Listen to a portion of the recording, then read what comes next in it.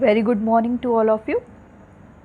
So, in the last class, we have completed a topic that is the classification of the retailers. Retailers can be classified on the following basis, that is size. So, size is totally depend upon the from which size they belong, whether the retailers are from the small stores or from the big departmental stores. Next one is product mix, which means that the different retailers are go through the general stores or the different wide varieties or the range of the different products, or they are go through the same line of product. Okay, they can sell the only one kind of products. Okay, so it is also the related with the product mix. Next one is pricing. Pricing means that is retailers add their profit margin and fix the price of the product. Retailers क्या करते हैं, अपने profit margin को add करके ही price, जो भी product का price है उसको फिक्स करते हैं. ओके, तो जो भी शॉप्स क्या हैं वो आपके मिड सिटी में है, मेन सिटी में है, वहाँ पे वो जो भी डिफरेंट सेलर्स होते हैं, the price of the commodity is very high because they can also cover the cost of the showrooms from the price of the product. कि उनको क्या करना होता है, जो कॉस्ट होता है शोरूम्स के मेंटेनेंस का, उसका भी उनको क्या करना होता है, उसी प्राइस के ही थ्रू क्या करना है, मैनेज करना होता है, कवर करना होता है. इसलिए वहाँ के जो प्रोडक्ट्स होते हैं, जो एक मतलब डिपार्टमेंटल स्टोर या बहुत लॉन्ग स्टोर्स होते हैं, बिग स्टोर्स होते हैं, उनका क्या होता है, प्राइस क्या होता है, बहुत ज़्यादा होता है. और जो कुछ ऐसे स्टोर्स होते हैं जो बेसिकली रेसिडेंशियल्स एरिया में होते हैं, उनकी जो प्राइस होती है वो दे आर वेरी रीजनेबल और the nominal price of the commodity. Next what we have studied the service level. So retailers also provide the additional services like free home delivery, credit facilities, or the some stores go for the self service and no assistance is available. And some retailers stores are like that, they can they provide the services for the self service. means वहाँ पे क्या होता है कि जो भी customer है वो सेल्फ सर्विस करेगा. जैसे हम लोग मैकडी में जाते हैं, मैकडोनल्ड में, डोमिनोज़ में, वहाँ पे क्या होता है, सेल्फ सर्विस होती है. हम लोग खुद लेके आते हैं जो भी हमारा फूड आइटम्स होता है. भाई कोई हम लोग रेस्टोरेंट में जाते हैं तो जो वहाँ के वर्कर्स हैं वो हमारे लिए फूड आइटम्स लेकर आते हैं. तो कुछ ऐसे होते हैं रिटेलर शॉप्स की जहाँ पे सेल्फ सर्विस होती है, और कुछ कुछ ऐसे होते हैं कि वहाँ पे कोई भी असिस्टेंस अवेलेबल नहीं होती है. ठीक है, तो it also depend upon the service कि कैसी सर्विस रिटेलर्स प्रोवाइड करें.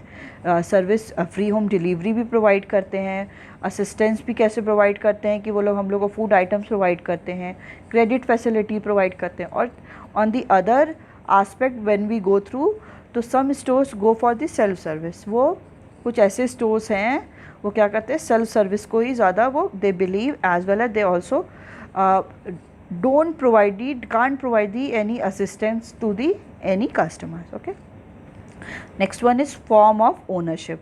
So on the basis of the basis of the organization, that is they are from the sole proprietorship or from the cooperative, as well as they are joint stock company और दी cooperative. सो retailers also depend upon कि कोई retailers ऐसे होते हैं जो sole proprietor means single owner होते हैं, कोई होते हैं कि पार्टनरशिप में काम करते हैं, मतलब 2 और 3 पार्टनर्स होते हैं.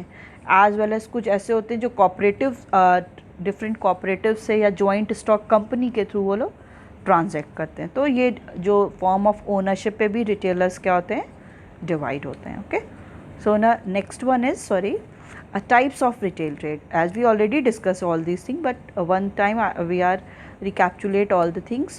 So types of retail trade are of 2 types. Okay, they are of 2 types. Sorry, they are 2 types. That is itinerants or the fixed shop retailer. As we already discussed, in the itinerants, hawkers and peddlers, periodic market traders, street traders, and cheap jacks comes under the itinerants. And the next one is in the fixed shop retailers. In this, the small scale shops and the large scale shops are further divided.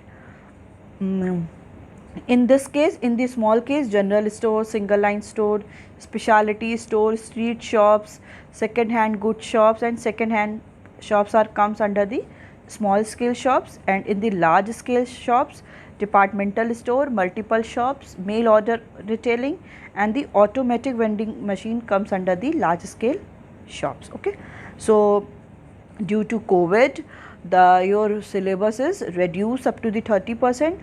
So we are not going to study the topic itinerants in this. All these comes under or the smalls. Okay, so it is deleted from your syllabus. So only in the fixed shop retailer we have to study the large scale shops, in which we will study the departmental, multiple shops, mail order retailing, or the automatic vending, and we are not going to study all these topic. Okay, we are not going to study all these topic. Okay, so large scale retailers are those retailers, they are deal in the large stock of goods, वो लोग large stock of goods के साथ deal करते हैं, and the purchase goods in the bulk, और वो लोग goods को क्या करते हैं, बल्क में, मतलब लार्ज अमाउंट में ही परचेज करते हैं. और इसके फीचर्स क्या हैं, ये they require a huge investment, उन्हें क्या है, बहुत ज़्यादा कैपिटल और इन्वेस्टमेंट की ज़रूरत होती है, बिकॉज उनका जो बिज़नेस होता है वो बहुत लार्ज स्टॉक पे होता है, मतलब बहुत बिग बिज़नेस होता है, लार्ज बिज़नेस होता है, लार्ज साइज़ में, तो उन्हें इन्वेस्टमेंट की भी क्या करना होता है, फंड की बहुत ज़्यादा नीड होती है. Next one is they have large size showroom to sell goods, उनको लार्ज साइज शोरूम चाहिए. फॉर एग्जांपल बिग बाज़ार, उन्हें लार्ज साइज शोरूम्स चाहिए टू सेल गुड्स, अपने जो भी गुड्स को सेल करने के लिए. They are generally located at the centre place और इन शॉपिंग सेंटर. ओके, वे कहाँ पे लोकेट करते हैं, एट सेंट्रल प्लेस, किसी भी सिटी के जो मेन सेंटर पार्ट होता है किसी भी सिटी का, वहाँ पे लोकेट करते हैं, और इन शॉपिंग सेंटर्स में. Next is a large number of customer visit these showrooms, बहुत लार्ज नंबर में जो कस्टमर्स हैं वो विजिट करते हैं इन सारे शोरूम्स में.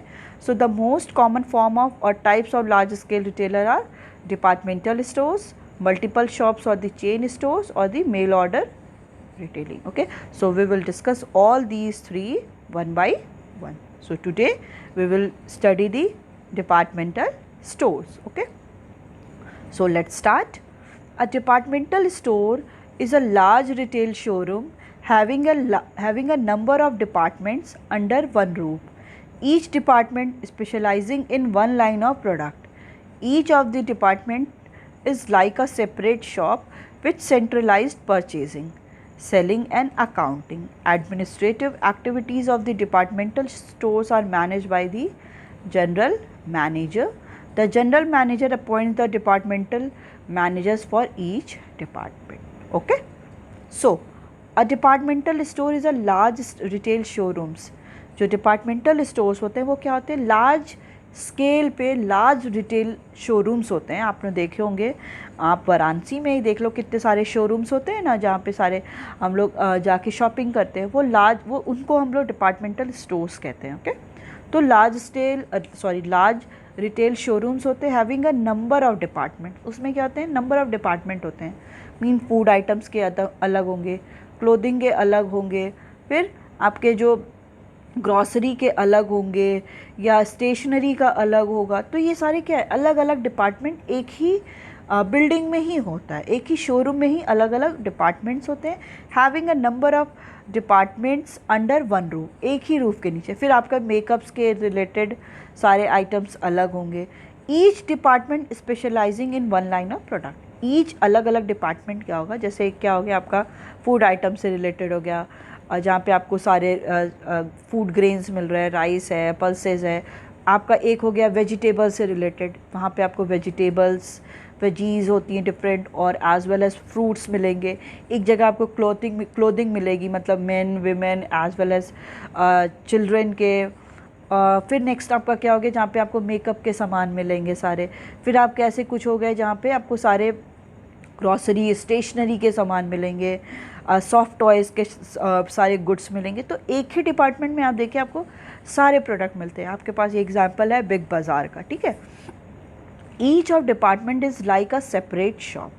एक डिपार्टमेंट मीन्स अगर एक डिपार्टमेंट हम क्लोथिंग में चले गए तो वो लगेगा कि पूरा शॉप एक शॉप के बराबर है, मतलब एक सेपरेट शॉप लगता है. अगर हम लोग फूड आइटम्स के पास चले जाएँ तो लगता है कि अरे पूरी तो एक तो ये हमारी शॉप ही हो गई टोटल. तो ये क्या है, एक separate shop with centralised purchasing. उसकी जो परचेजिंग है, सेलिंग और अकाउंटिंग सब सेंट्रलाइज्ड है. मीन्स एक दूसरे से सब क्या है, कनेक्टेड है। ये नहीं कि वो एक सेपरेट है तो वो एक दूसरे से कनेक्टेड नहीं है, सब एक दूसरे से क्या है, कनेक्टेड है। उनकी बिलिंग से लेके वहाँ पे जो वर्कर्स काम कर रहे हैं, they all are connected to each other. Administrative activities of the departmental stores are managed by the general manager. जो भी वहाँ के एडमिनिस्ट्रेशन की कैसे वर्किंग हो रही है, प्रॉपर टाइमिंग क्या है ओपन होने की, लोग आ रहे हैं टाइम से कि नहीं, प्रॉपर जितने भी गुड्स हैं वो अवेलेबल हैं कि नहीं वहाँ पे शॉप पे, या उनकी प्राइसिंग सही, ये सारी रिलेटेड जो सारी इंफॉर्मेशन है, एडमिनिस्ट्रेटिव एक्टिविटी, एडमिनिस्ट्रेशन करना प्रॉपरली वर्किंग की, सेल्समैन जो हैं वो अच्छे से बिहेव कर रहे हैं कि नहीं, ये सारी जो रिलेटेड है, ये सारा डील्स किससे होता है, जनरल मैनेजर, जो उसका मैनेजर होगा। So the general manager appoint departmental manager for each department. फिर ये जो जनरल मैनेजर होगा वो क्या करेगा, ईच डिपार्टमेंट के लिए उसका मैनेजर, मतलब एक जनरल मैनेजर, जीएम जिसको बोलते हैं, वो हर एक डिपार्टमेंट के लिए एक अपना मैनेजर को अपॉइंट कर देगा। मतलब फूड आइटम्स के लिए कर दिया, क्लोथिंग के लिए कर दिया, और फिर ग्रॉसरी के लिए कर दिया, ये सारे के लिए, और as well as for example makeup के लिए कर देता है, या सॉफ्ट टॉयज़ के लिए कर दिया, सॉफ्ट टॉयज़ के लिए कर दिया। तो अब ये क्या है, जो मैनेजर्स हैं वो इससे डील करेंगे, मतलब इसके जो फूड आइटम से रिलेटेड मैनेजर है वो डील करेगा कि वहाँ पे सब कुछ प्रॉपर फंक्शनिंग हो रही है कि नहीं, जो गुड्स होने चाहिए वो अवेलेबल हैं कि नहीं, उनका ऐसा तो नहीं कि वो एक्सपायर हो गए हैं। ये सारी इन्फॉर्मेशन क्या है, एक जनरल मैनेजर डिफरेंट मैनेजर को क्या करेगा, अपॉइंट करेगा फॉर देयर डिपार्टमेंट। अलग अलग डिपार्टमेंट के लिए अलग अलग मैनेजर अपॉइंट किया जाएगा through by the general manager. Okay, so ये क्या हुआ, सिंपली मीन्स ये क्या होता है, एक लार्ज रिटेल शोरूम्स होता है जिसमें नंबर ऑफ डिपार्टमेंट्स होते हैं, और वो सेंट्रलाइज्ड होता है, एज वेल एज जो एडमिनिस्ट्रेटिव एक्टिविटीज़ है उसको कौन चेक करता है, मैनेज करता है, by the general manager, and the general manager appoint the departmental manager for their department के लिए अलग अलग डिपार्टमेंटल मैनेजर को भी वो अपॉइंट कर देता है। Okay, main features of the departmental stores. So the first one is large size. A departmental store is a large retail showroom require a large capital investment. ये क्या होता है, लार्ज रिटेल शोरूम होता है, मतलब लार्ज बड़े होते हैं शोरूम्स, और जिसमें क्या है, लार्ज कैपिटल इन्वेस्टमेंट, जिसमें कैपिटल इन्वेस्टमेंट भी क्या होगा, ज़्यादा होगा। Next one is wide range. A departmental stores deal with the wide range of product from low price to very expensive goods. Different varieties of goods are available in the different department. Departmental stores क्या होते हैं, deal किसके साथ करते हैं, wide range of product, different product के range अलग अलग। कोई प्रोडक्ट आपको देखे होंगे, कोई प्रोडक्ट अगर क्लोथिंग की बात करते हैं तो वो 200 का भी मिलता है या 400 का भी मिलता है, तो वो 20,000 और 50,000 तक के भी प्रोडक्ट मिलते हैं। ठीक है, from low price to very expensive. ठीक है, वो हर एक रेंज का प्रोडक्ट रखता है कि हर एक ग्रुप के लोग क्या कर सकते हैं, उस वहाँ पे डिपार्टमेंटल स्टोर पे आके परचेजिंग कर सकते हैं। And different varieties of goods are available in the different department. ठीक है, डिफरेंट जो वैराइटीज़ हैं गुड्स के, वो डिफरेंट डिपार्टमेंट में क्या होते हैं, they all are available. Okay, so the main feature of the departmental store is large size and the wide range. Next one is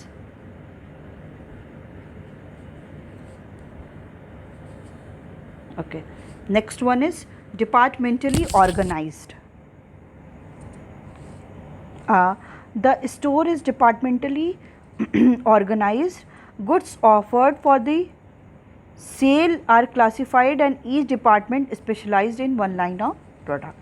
Okay, so departmentally organized means कि the store is departmentally organized means जो भी store होता है large scale retail showrooms होते हैं या stores होते हैं, वो क्या होते हैं, वो डिपार्टमेंटली ऑर्गेनाइज होते हैं। मीन्स अलग अलग डिपार्टमेंट उसके बना दिए जाते हैं, उन्हीं के थ्रू उनको ऑर्गेनाइज किया जाता है।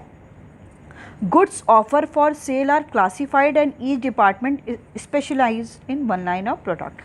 So जो goods हैं offer for sale are classified, जो भी सेल के लिए गुड्स हैं उनको क्या कर दिया जाता है, उनको क्लासीफाई कर दिया जाता है।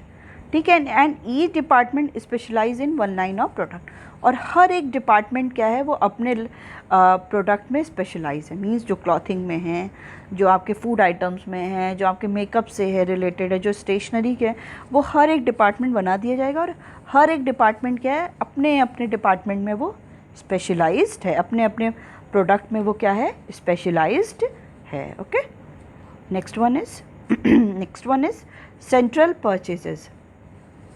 Purchases of all the department are made centrally. The departmental manager give a list of the requirement to the general manager who makes purchase for the all the department. Okay, central purchases means कि अब ऐसा नहीं है कि जो अलग अलग departmental के मैनेजर हैं वो अलग अलग सामान को ऑर्डर करेंगे, नहीं, वो क्या करेंगे, अलग अलग डिपार्टमेंट के जो मैनेजर्स हैं they provide the list to the general manager.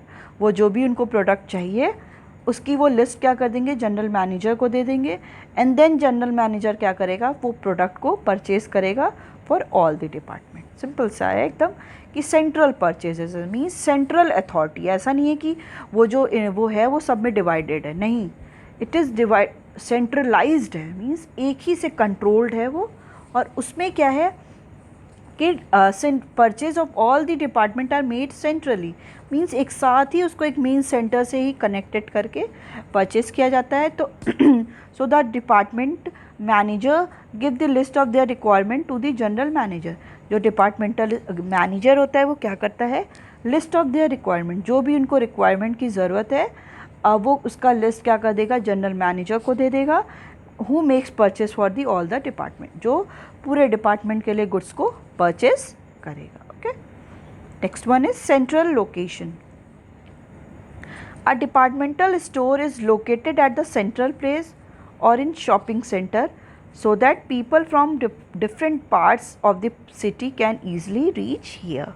Okay, तो क्या होता है, ये जो डिपार्टमेंटल स्टोर्स होते हैं वो क्या होते हैं, सेंट्रली लोकेटेड होता है. मींस किसी भी सिटी के जो सेंट्रल होता है ना कोई जी, कि अगर ये मेन है, ठीक है, ये एरिया है और इस एरिया में ही क्या होगा, ओपन किया जाएगा सो दैट इधर से भी लोग क्या आ सकें, इधर से भी आ सकें, इधर से भी. फॉर एग्ज़ाम्पल कि जैसे अभी हम वाराणसी में ले लेते हैं कि इधर सिगरा और कैंट ये क्या है, एकदम मेन है.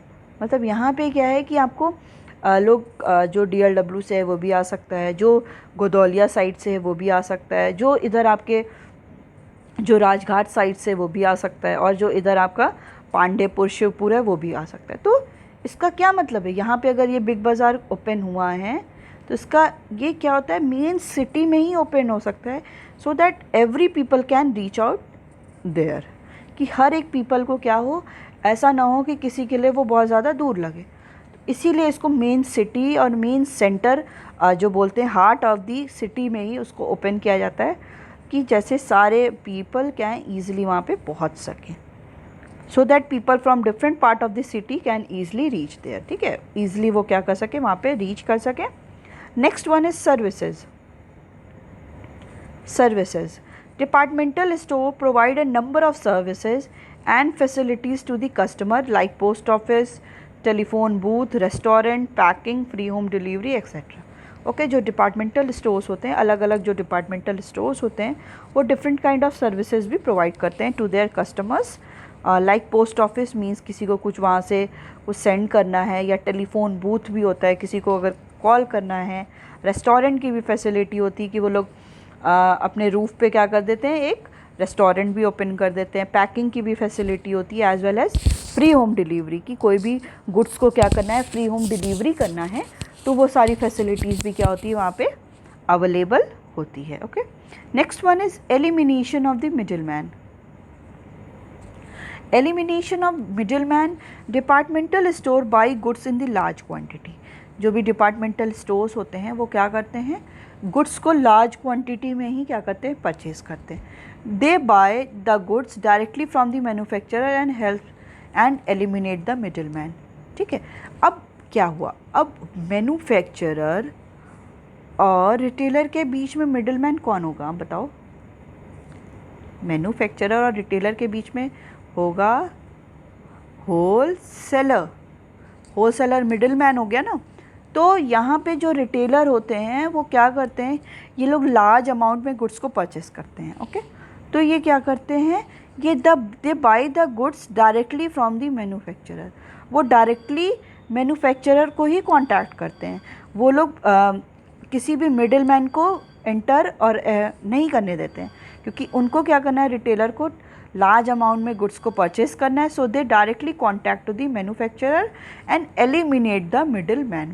मिडिल मैन को क्या कर देते हैं, एलिमिनेट कर देते हैं। क्यों कर देते हैं, क्योंकि जैसे अगर ये लोग क्या करेंगे, रिटेलर मैन्युफैक्चरर से गुड्स परचेस करेगा तो उस कमोडिटी की प्राइस ज़्यादा भी तो हो जाएगी, क्योंकि सब लोग अपना कुछ ना कुछ प्रॉफिट का परसेंट लेंगे, तो प्राइस क्या हो जाएगी, वो ज़्यादा हो जाएगी। इसलिए क्या करते हैं, रिटेलर को भी लार्ज ऐसे डिपार्टमेंटल स्टोर्स में बहुत ज़्यादा कमोडिटी को परचेस करना होता है। तो इस केस में क्या करते हैं वो लोग कि डायरेक्टली क्या करते हैं, departmental stores directly they can contact to the manufacturer को कॉन्टैक्ट करेंगे और उन्हीं से गुड परचेस करेंगे और एलिमिनेट कर देंगे मिडिल मैन। जो भी मिडिल मैन है, जो भी होलसेलर है, उसको they can eliminate and they purchase that goods directly from the manufacturer. Okay, next one is advertising.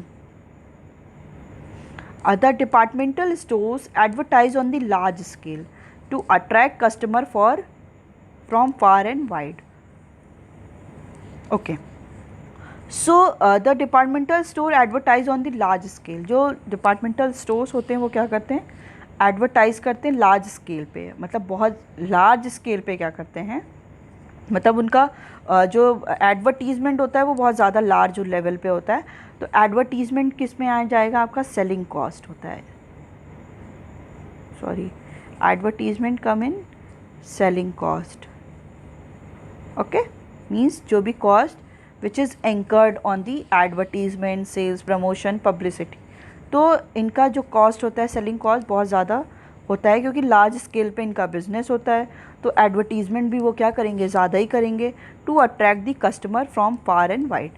Basically उनके लिए जो बहुत ज़्यादा दूर रहते हों, जिनके पास ऐसी इन्फॉर्मेशन नहीं है कि डिपार्टमेंटल स्टोर्स हैं जहाँ पे हमको सारे गुड्स एक ही प्लेस में मिल जाएंगे, तो ऐसे लोग पे क्या करता है वो कि different attract customer from far and wide, they advertise on the large scale, बहुत ज़्यादा they believe in to advertise their departmental stores, वो बहुत ज़्यादा एडवर्टीजमेंट करते हैं। So conclusion it, in spite of some of these limitations, the departmental stores are very popular in western countries in India. In India, these type of stores are popular in big cities only, such as Mumbai, Delhi, Chennai and Kolkata. ठीक है, इसमें क्या होता है, ये सारे जो western countries हैं जितनी भी, उनमें ये बहुत ज़्यादा क्या है, पॉपुलर है। बट इंडिया में भी क्या है, जो बिग सिटीज़ होती हैं, मेट्रोपॉलिटन सिटीज़ होती हैं, उसमें ये ज़्यादा दिखते हैं, जैसे मुंबई, दिल्ली, चेन्नई और कोलकाता में। Okay, so next is multiple shops और द चेन स्टोर्स। यस, तो multiple shops refer to a number of identical retail shops located in the different parts of the city. These shops are owned and controlled by the single organization. These chain stores may be established by the manufacturer or trader. In USA, these shops are known as the chain store, but these are popular as multiple shops in Europe. Example, Bata stores, DCM stores, etc. Okay, so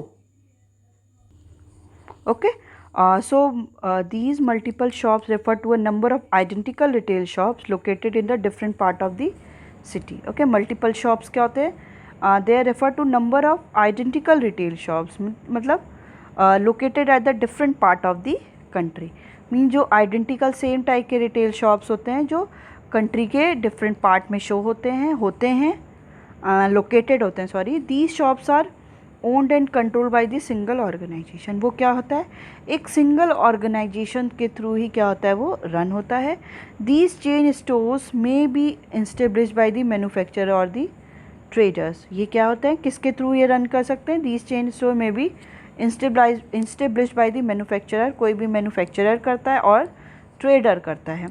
in USA these shops are known as the chain store. In USA में इनको क्या बोलते हैं, known as chain stores बोलते हैं। But these are popular multiple shops in Europe, और Europe में इनको मल्टीपल शॉप्स बोलते हैं।